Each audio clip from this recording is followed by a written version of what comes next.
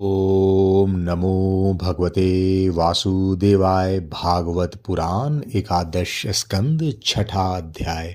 देवताओं की भगवान से सौधाम सिधारने के लिए प्रार्थना तथा यादवों को प्रभास क्षेत्र जाने की तैयारी करते देखकर उद्धव का भगवान के पास आना। श्री सुखदेव जी कहते हैं, परीक्षित, जब देवर्षि नारद वसुदेव जी को उपदेश करके चले गए तब अपने पुत्र सनकादि को देवताओं और प्रजापतियों के साथ, ब्रह्मा जी भूतगणों के साथ, सर्वेश्वर महादेव जी और मृतगणों के साथ देवराज इंद्र द्वारका नगरी में आए। साथ ही सभी आदित्यगण, आठों वसु, अश्विनी कुमार, ऋभु, अंगिरा के वंशज ऋषि, 11 रुद्र, विश्वदेव, शाद्य गण, गंधर्व, अप्सराएं, नाग, सिद्ध, चारण, गुहाक, ऋषि, पितर, विद्याधर और किन्नर भी वहां पहुंचे।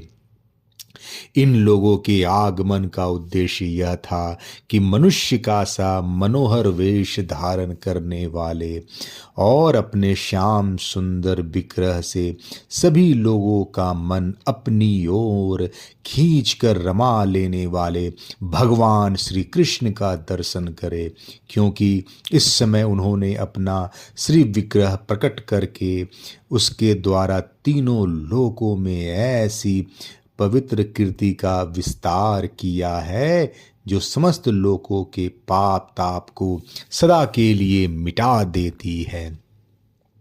द्वारकापुरी सब प्रकार की संपत्ति और ऐश्वर्यों से समृद्ध तथा अलौकिक दीप्ति से दिदीप्यमान हो रही थी। वहां आकर उन लोगों ने अनूठी छवि से युक्त भगवान श्री कृष्ण के दर्शन किए। भगवान की रूप माधुरी का निर्मेश नैनों से पान करने पर भी उनके नेत्र तृप्त न होते। वे एकटक बहुत देर तक उन्हें देखते ही रहे। उन लोगों ने स्वर्ग के उद्यान, नंदनवन, चैत्रत आदि के दिव्य पुष्पों से जगदीश्वर भगवान श्री कृष्ण को ढक दिया और चित्र विचित्र पादों तथा अर्थों से युक्त वाणी के द्वारा उनकी स्तुति करने लगे। देवताओं ने प्रार्थना की, स्वामी, कर्मों के विकट फंदों से छूटने की इच्छा वाले मुमुक्ष जन भक्ति भाव से अपने हृदय में जिसका चिंतन करते रहते हैं, आपके उसी चरण कमल को हम लोग अपनी बुद्धि, इंद्रियें, प्राण, मन और वाणी से साक्षात नमस्कार किया है। अहो, आश्चर्य है अजीत, आप माइक रज आदि गुणों में स्थित होकर इस अचिंत नाम रूपात्मक प्रपंच की त्रिगुणमयी माया के द्वारा अपने आप में ही रचना करते हैं, पालन करते और संहार करते हैं। यह सब करते हुए भी इन कामों से आप लिप्त नहीं होते हैं, क्योंकि आप राग द्वेष आदि दोषों से सर्वथा मुक्त हैं और अपने निरावरण अखंड स्वरूप भूत परमानंद में मग्न रहते हैं। स्तुति करने योग्य परमात्मन जिन मनुष्यों की चित्त वृत्ति राग द्वेष आदि से कलुषित हैं, वे उपासना, वेदाध्ययन, दान, तपस्या और यज्ञ आदि कर्म भले ही करें, परंतु उनकी वैसी शुद्धि नहीं हो सकती जैसी श्रवण के द्वारा संपुष्ट शुद्धांतकरण सज्जन पुरुषों की आपकी लीला कथा कृति के विषय में दिनों दिन बढ़कर परिपूर्ण होने वाली श्रद्धा से होती है। मननशील मुक्षजन मोक्ष प्राप्ति के लिए अपने प्रेम से पिघले हुए हृदय के द्वारा जिन्हें लिए लिए फिरते हैं, पांचरात्र विधि से उपासना करने वाले भक्तजन समान ईश्वर की प्राप्ति के लिए वासुदेव, संकर्षण, प्रद्युम्न और अनिरुद्ध इन चतुर्व्यूह के रूप में जिनका पूजन करते हैं और जितेंद्रिय धीर पुरुष स्वर्ग लोक का अतिक्रमण करके भगवत धाम की प्राप्ति के लिए तीनों समय जिनकी पूजा किया करते हैं। यागिक लोग तीनों वेदों के द्वारा बतलाई हुई विधि से अपने संयत हाथों में हविष्य लेकर यज्ञ कुंड में आहुति देते और उन्हीं का चिंतन करते हैं। आपकी आत्म स्वरूपिणी माया के जिज्ञासु योगी जन हृदय के अंतर्देश में धर विद्या आदि के द्वारा आपके चरण कमलों का ही ध्यान करते हैं और आपके बड़े बड़े प्रेमी भक्तजन उन्हीं को अपना परम इष्ट आराध्य देव मानते हैं। प्रभु, आपके वे ही चरण कमल हमारी समस्त अशुभ वासनाओं, विषय वासनाओं को भस्म करने के लिए अग्नि स्वरूप हो। वे अग्नि के समान हमारे पाप तापों को भस्म कर दे।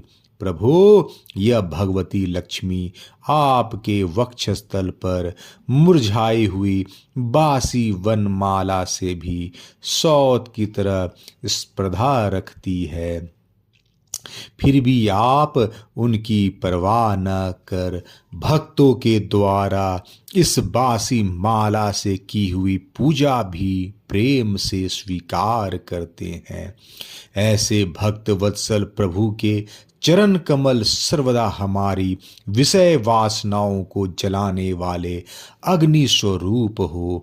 अनंत वामनावतार में दैतराज बलि की दी हुई पृथ्वी को नापने के लिए जब आपने अपना पग उठाया था और वह सत्यलोक में पहुंच गया था, तब यह ऐसा जान पड़ता था मानो कोई बहुत बड़ा विजय ध्वज हो। ब्रह्मा जी के पखारने के बाद उससे गिरती हुई गंगा जी के जल की 3 धाराएं ऐसी जान पड़ती थी मानो उसमें लगी हुई 3 पातकाएं फहरा रही हो। उसे देखकर असुरों की सेना भयभीत हो गई और देव सेना निर्भय। आपका वह चरण कमल साधु स्वभाव पुरुषों के लिए आपके धाम बैकुंठ लोक की प्राप्ति का और दुष्टों के लिए अधोगति का कारण है। भगवन, आपका वही पाद पद हम भजन करने वालों के सारे पाप ताप धो बहा दे। ब्रह्मा आदि जितने भी शरीरधारी हैं वे सत्व रज तम इन तीनों गुणों के परस्पर विरोधी त्रिविध भावों की टक्कर से जीते मरते हैं। वे सुख दुख के थपेड़ों से बाहर नहीं हैं और ठीक वैसे ही आपके वश में है जैसे नथे हुए बैल अपने स्वामी के वश में होते हैं। आप उनके लिए भी काल स्वरूप हैं। उनके जीवन का आदि मध्य और अंत आपके ही अधीन है। इतना ही नहीं, आप प्रकृति और पुरुष से भी परे स्वयं पुरुषोत्तम हैं। आपके चरण कमल हम लोगों का कल्याण करे।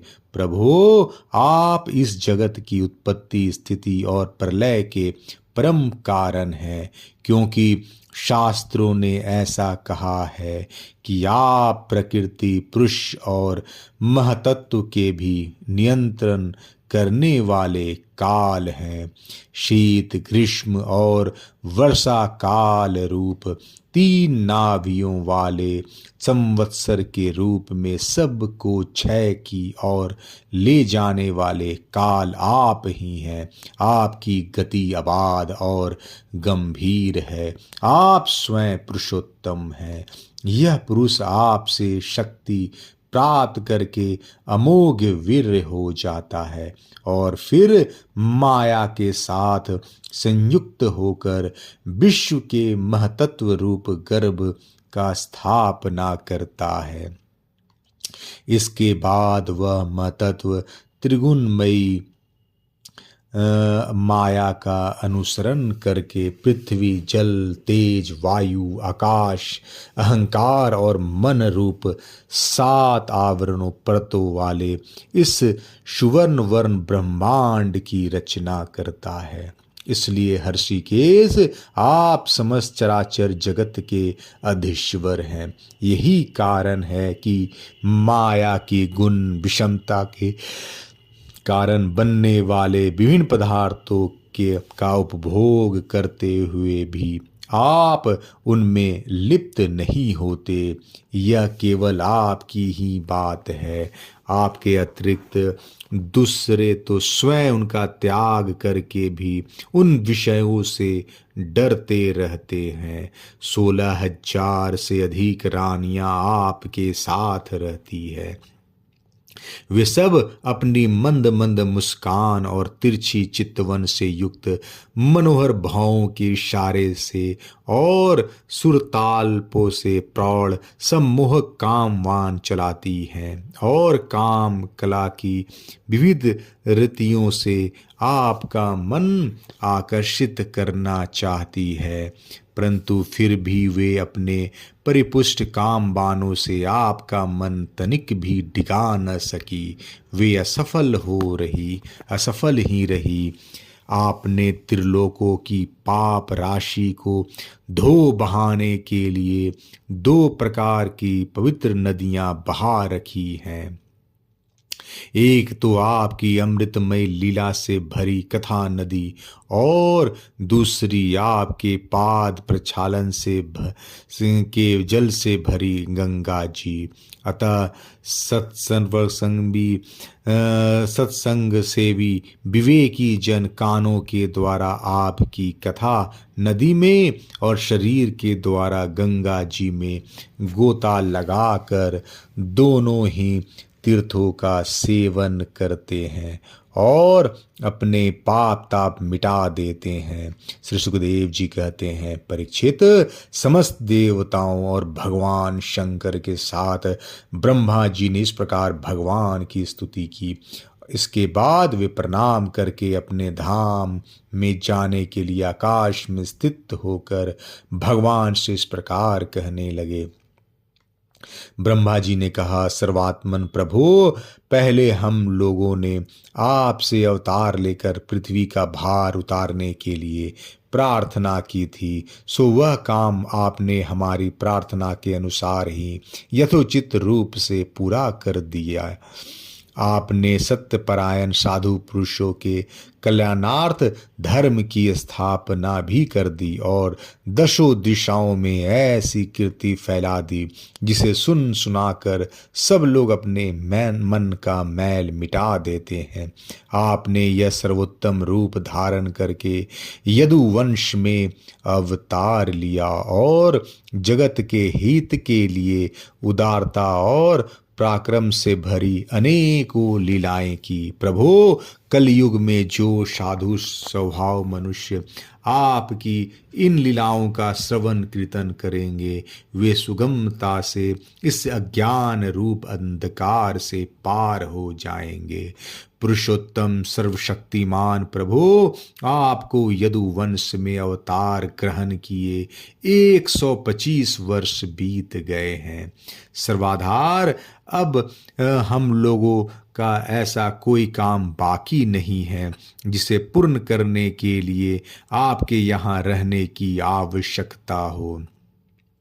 ब्राह्मणों के शाप के कारण आपका यह कुल भी एक प्रकार से नष्ट हो ही चुका है। इसलिए बैकुंठनाथ, यदि आप उचित समझे तो अपने परम धाम में पधारिए और अपने सेवक हम लोकपालों का तथा हमारे लोकों का पालन पोषण कीजिए। भगवान श्री कृष्ण ने कहा, ब्रह्मा जी, आप जैसे कहते हैं मैं पहले से ही वैसा निश्चय कर चुका हूँ। मैंने आप लोगों का सब काम पूरा करके पृथ्वी का भार उतार दिया, परंतु अभी एक काम बाकी है। वह यह कि यदुवंशी बल, विक्रम, वीरता, शूरता और धन संपत्ति से उन्मत्त हो रहे हैं। ये सारी पृथ्वी को ग्रस लेने पर तुले हुए हैं। इन्हें मैंने ठीक वैसे ही रोक रखा है जैसे समुद्र को उसके तट की भूमि। यदि मैं घमंडी और उच्छृंखल यदुवंशियों का यह विशाल वंश नष्ट किए बिना ही चला जाऊंगा तो ये सब मर्यादा का उल्लंघन करके सारे लोगों का संहार कर डालेंगे। निष्पाप ब्रह्मा जी, अब ब्राह्मणों के शाप से इस वंश का नाश प्रारंभ हो चुका है। इसका अंत हो जाने पर मैं आपके धाम में होकर जाऊंगा। श्री सुखदेव जी कहते हैं, परीक्षित, जब अखिल लोकाधिपति भगवान श्री कृष्ण ने इस प्रकार कहा तब ब्रह्मा जी ने उन्हें प्रणाम किया और देवताओं के साथ वे अपने धाम को चले गए। उनके जाते ही द्वारकापुरी में बड़े बड़े अपशकुन, बड़े बड़े उत्पात खड़े हुए। उन्हें देखकर यदुवंश के बड़े बूढ़े भगवान श्री कृष्ण के पास आए। भगवान श्री कृष्ण ने उनसे यह बात कही।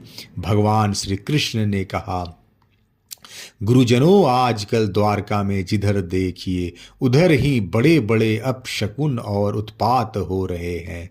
आप लोग जानते ही हैं कि ब्राह्मणों ने हमारे वंश को ऐसा शाप दे दिया है जिसे टाल सकना बहुत ही कठिन है। मेरा ऐसा विचार है कि यदि हम लोग अपने प्राणों की रक्षा चाहते हो तो हमें यहाँ नहीं रहना चाहिए। अब विलंब करने की आवश्यकता नहीं। आप लोग आज ही परम पवित्र प्रभास क्षेत्र के लिए निकल पड़े। प्रभास क्षेत्र की महिमा बहुत प्रसिद्ध है। जिस समय दक्ष प्रजापति के शाप से चंद्रमा को राजक्षमा रोग ने ग्रस्त कर लिया था, उस समय उन्होंने प्रभास क्षेत्र में जाकर स्नान किया और वे तत्क्षण उस पाप जन रोग से छूट गए। साथ ही उन्हें कलाओं की अभिवृद्धि भी प्राप्त हो गई। आप लोग भी प्रभास क्षेत्र में चलकर स्नान करेंगे, देवताओं एवं पितरों का तर्पण करेंगे और साथ ही अनेकों गुण वाले पकवान तैयार करके श्रेष्ठ ब्राह्मणों को भोजन कराएंगे। वहाँ हम लोग उन सत्पात्र ब्राह्मणों को पूरी श्रद्धा से बड़ी बड़ी दान दक्षिणा देंगे और इस प्रकार उनके द्वारा अपने बड़े बड़े संकटों को वैसे ही पार कर जाएंगे जैसे कोई जहाज के द्वारा समुद्र पार कर जाए। श्री सुखदेव जी कहते हैं, कुलनंदन, जब भगवान श्री कृष्ण ने इस प्रकार आज्ञा दी तब यदुवंशियों ने एक मत से प्रभास जाने का निश्चय कर लिया और सब अपने अपने रथ सजाने जोतने लगे। परीक्षित, उद्धव जी भगवान श्री कृष्ण के बड़े प्रेमी और सेवक थे। उन्होंने जब यदुवंशियों को यात्रा की तैयारी करते देखा, भगवान की आज्ञा सुनी और अत्यंत घोर अपशकुन देखे, तब वे जगत के एकमात्र अधिपति भगवान श्री कृष्ण के पास एकांत में गए। उनके चरणों पर अपना सिर रखकर प्रणाम किया और हाथ जोड़कर उनसे प्रार्थना करने लगे। उद्धव जी ने कहा, योगेश्वर, आप देवादिदेवों के भी अधीश्वर हैं। आपकी लीलाओं के श्रवण कीर्तन से जीव पवित्र हो जाता है। आप सर्वशक्तिमान परमेश्वर हैं। आप चाहते तो ब्राह्मणों के शाप को मिटा सकते थे, परंतु आपने वैसा किया नहीं। इससे मैं यह समझ गया कि आप यदुवंश का संहार करके इसे समेट कर अवश्य ही इस लोक का परित्याग कर देंगे। परंतु घुंघराली अलकों वाले श्याम सुंदर, मैं आधे क्षण के लिए भी आपके चरण कमलों के त्याग की बात सोच भी नहीं सकता। मेरे जीवन सर्वस्व मेरे स्वामी, आप मुझे भी अपने धाम में ले चलिए। प्यारे कृष्ण, आपकी एक एक लीला मनुष्यों के लिए परम मंगलमयी और कानों के लिए अमृत स्वरूप है। जिसे एक बार उस रस का चस्का लग जाता है, उसके मन में फिर किसी दूसरी वस्तु के लिए लालसा ही नहीं रह जाती। प्रभु, हम तो उठते बैठते सोते जागते घूमते फिरते आपके साथ रहे हैं। हमने आपके साथ स्नान किया, खेल खेले, भोजन किया, कहाँ तक गिनावे। हमारी एक एक चेष्टा आपके साथ होती रही। आप हमारे प्रियतम हैं, और तो क्या आप हमारे आत्मा ही हैं। ऐसे स्थिति में हम आपके प्रेमी भक्त आपको कैसे छोड़ सकते हैं। हमने आपकी धारणा की हुई माला पहनी, आपके लगाए हुए चंदन लगाए, आपके उतारे हुए वस्त्र पहने और आपके धारण किए हुए गहनों से अपने आप को सजाते रहे। हम आपकी जूठन खाने वाले सेवक हैं, इसलिए हम आपकी माया पर अवश्य ही विजय प्राप्त कर लेंगे। अतः प्रभु, हमें आपकी माया का डर नहीं है। डर है तो केवल आपके वियोग का। हम जानते हैं कि माया को पार कर लेना बहुत ही कठिन है। बड़े बड़े ऋषि मुनि दिगंबर रहकर और आजीवन नैष्ठिक ब्रह्मचार्य का पालन करके आत्मविद्याओं के लिए अत्यंत परिश्रम करते हैं। इस प्रकार की कठिन साधनाओं से उन सन्यासियों के हृदय निर्मल हो पाते हैं, और तब कहीं वे समस्त वृत्तियों की शांति रूप नैष्कर्म अवस्था में स्थित होकर आपके ब्रह्म नामक धाम को प्राप्त होते हैं। महायोगेश्वर, हम लोग तो कर्म मार्ग में ही भ्रम भटक रहे हैं, परंतु इतना निश्चित है कि हम आपके भक्तजनों के साथ आपके गुणों और लीलाओं की चर्चा करेंगे, और मनुष्य की सी लीला करते हुए आपने जो कुछ किया या कहा है उसका स्मरण कीर्तन करते रहेंगे। साथ ही आपकी चाल ढाल, मुस्कान, चितवन और हास परिहास की स्मृति में तल्लीन हो जाएंगे। केवल इसी से हम दुस्तर माया को पार कर लेंगे। इसलिए हमें माया से पार जाने की नहीं, आपके विरह की चिंता है। आप हमें छोड़िए नहीं, साथ ले चलिए। श्री सुखदेव जी कहते हैं, परीक्षित, जब उद्धव जी ने देवकी नंदन भगवान श्री कृष्ण से इस प्रकार प्रार्थना की, तब उन्होंने अपने अनन्य प्रेमी सखा एवं सेवक देवकी नंदन भगवान श्री कृष्ण से इस प्रकार प्रार्थना। श्री सुखदेव जी कहते हैं, परीक्षित, जब उद्धव जी ने देवकी नंदन भगवान श्री कृष्ण से इस प्रकार प्रार्थना की, तब उन्होंने अपने अनन्य प्रेमी सखा एवं सेवक उद्धव जी से कहा। छठा अध्याय समाप्त। जय श्री कृष्ण।